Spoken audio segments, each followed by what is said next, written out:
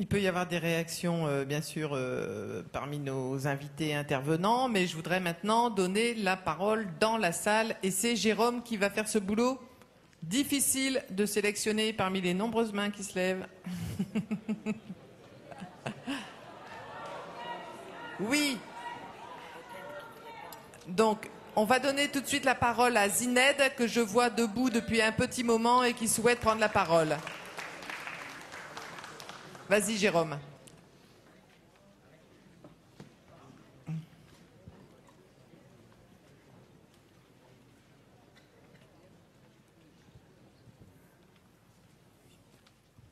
Alors, merci. Je me présente d'abord. Je m'appelle Zineb El Razoui. Je suis militante du mouvement du 20 février au Maroc, un mouvement qui lutte pour une vraie démocratie au Maroc.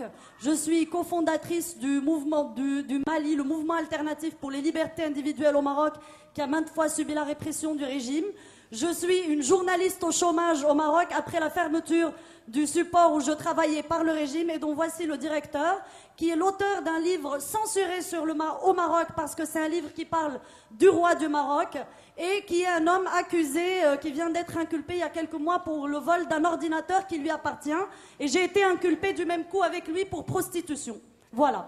Donc ça, c'est juste pour me présenter. Excusez-moi, je suis très en colère parce que sur ce panel, je vois des personnes de la société civile de différents pays, des gens qui viennent parler de révolution. Sauf pour le Maroc où on a affaire à un conseiller de Mohamed VI qui vient parler de la révolution du Maroc. On a monsieur Driss Yazami qui est le conseiller de Mohamed VI qui est là pour parler de la révolution au Maroc, qui a parlé de choses très littéraire et très généraliste et qui a escamoté réellement ce qui se passe au Maroc. J'aimerais vous répondre point par point. Je ne veux pas être très très longue. Vous avez parlé... Merci de ne pas être très très longue. Oui, je ferai de mon mieux. Vous avez parlé...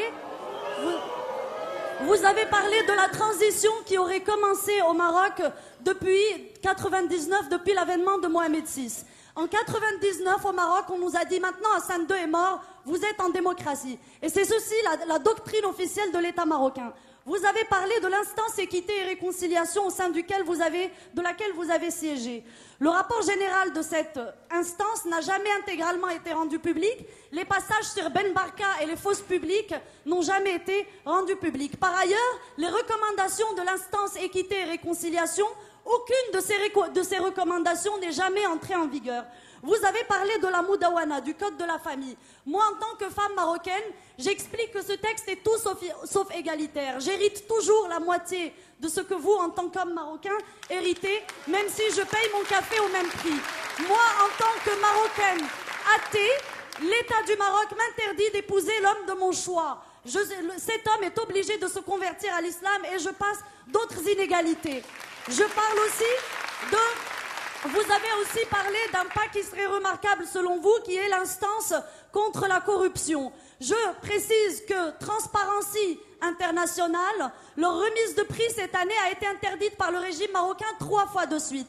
Le remise de prix devait être donné au militant Shakib Khiyari qui était condamné à 3 ans de prison au Maroc pour avoir dénoncé la corruption.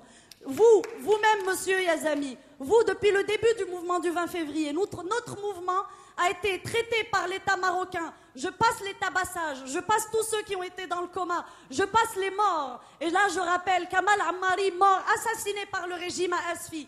Nous avons eu à peu près 13 immolations par le feu au Maroc. La dernière date de la semaine dernière. Monsieur le jeune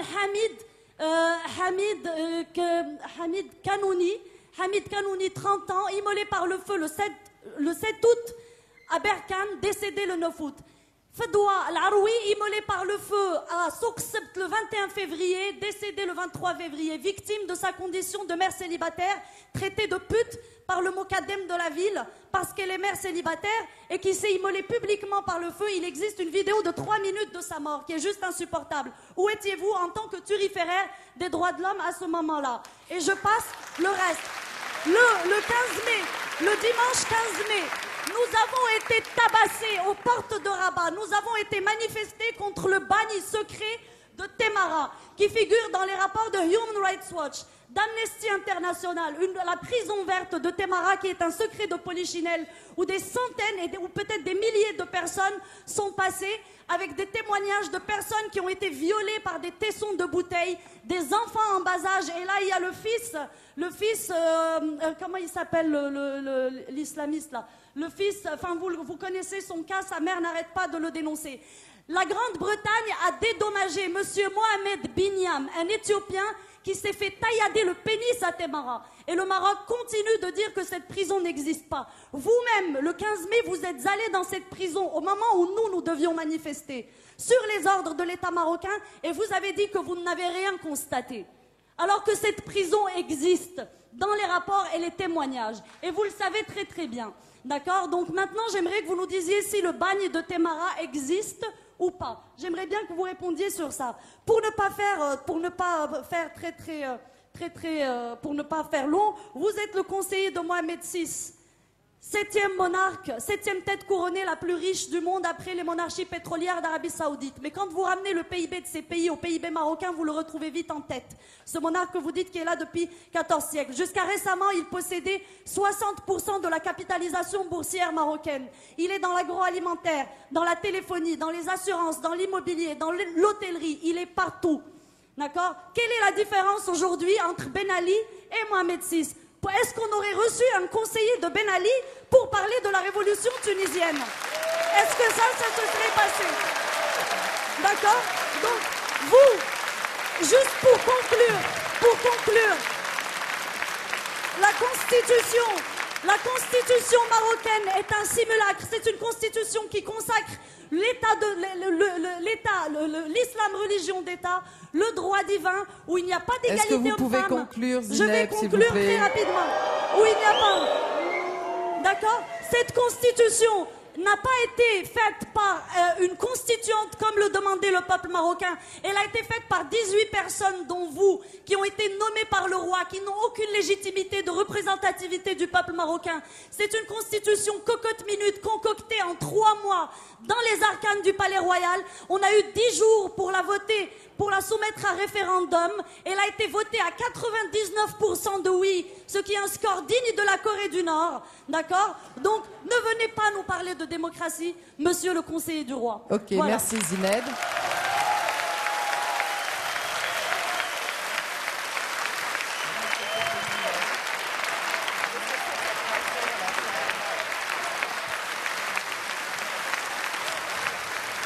Bon,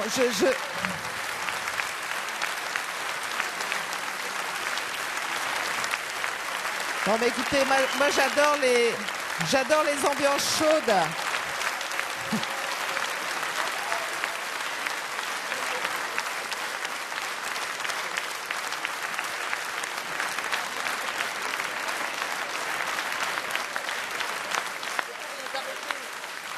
Bon, s'il vous plaît. Ouh.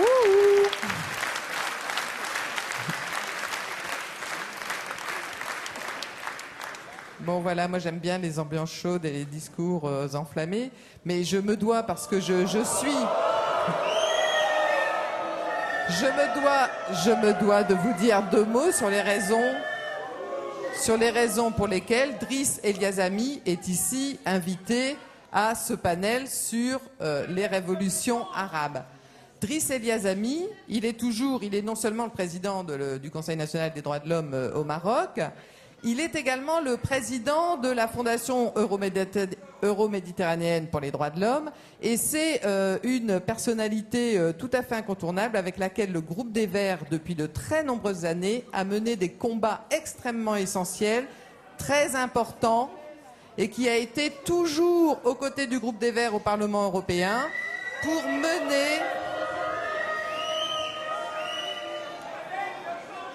mener notre travail de défendre les droits de l'homme et la démocratie au Maroc. Il est également... Mais enfin, moi je ne crois pas, je ne pense pas que l'opération de lynchage public d'une personne qui est